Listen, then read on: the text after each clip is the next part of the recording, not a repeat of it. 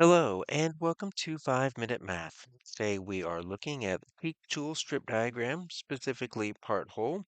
We are using it to solve a problem for 3.5a, and we'll do it in 5 minutes or less. If you haven't done so already, please go ahead and take a moment to pause the video, work this problem out on your own, unpause it, and we will look at our answers together. So we have a school library, and it had this amount of books here. And we checked out some books. We still have some books on the shelves. How many books were checked out? Okay, so when we're starting with this number, 735, that is going to be our total.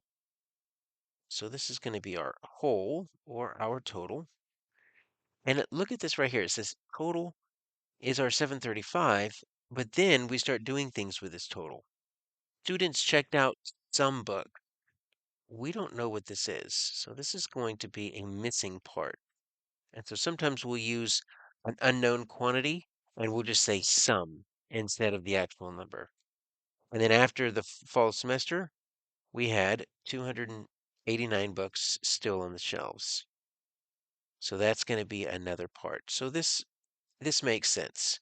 You have 735 books, some were checked out, and then at the end, there's so many on the shelves. How many books were checked out? So we're looking for the number of books students checked out. We're looking for this missing part right here. And we're not actually solving it. What we're doing is we're trying to find a matching representation. We've got two different equations. We have a strip diagram and we have a number line. So one of these is going to be correct. Three of these are going to be incorrect. So let's draw our own strip diagram. From the strip diagram, we can also write equations. And then if we need to, we can use that to try to figure out whether or not this number line is correct. But let's start with our strip diagram. And so I'm going to create a part whole, and there's two parts here, and then I'm going to put my whole up on top. Sometimes the whole is a part of it, sometimes it's sitting above, that's fine. You can do it any way you want to, as long as your whole goes all the way across and at the same length across as the parts. So there's my total, 735. There are two parts.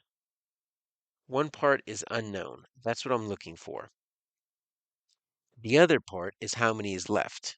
So if I take the part that shows how many students checked out, then if I take the part that shows how many were still left, which is 289, put them together, I'm going to get my total of 735. So I actually see this right here. And so that looks like that's going to be the answer. But let me write some equations to verify that at least A and C are not correct. So there's a few different equations that we can write with this. We can actually write four different equations. Think of a fact family and how we can write four different equations, 2 addition, 2 subtraction. Well, we can do the same thing here. So we can write this. We can say 735 is equal to my unknown part plus 289. That's what this shows. You take your unknown part and your 289, add them together, you get your 735. Now we can use the commutative property and simply flip the order of the add-ins, and you're going to get the same thing. That doesn't really do anything. If we actually had to solve for how many books did the students actually check out, we would want to write a subtraction sentence. So we could say 735, if we take away this part, we would get the part we're looking for. And so that's how we would solve for that. Or we could just flip those two. We could subtract the question mark and get 289. That doesn't really help us. If I needed to actually solve for it, that's the equation that would help, because then I can subtract 735 and 289.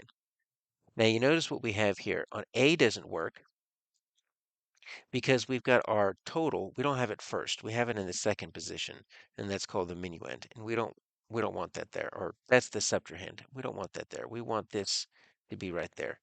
We already liked B. And we don't like this because 735 needs to be the total. You're not going to add that to something to get to 289. That doesn't make sense. And this does the same thing. It adds 735 plus 289. So our answer is B.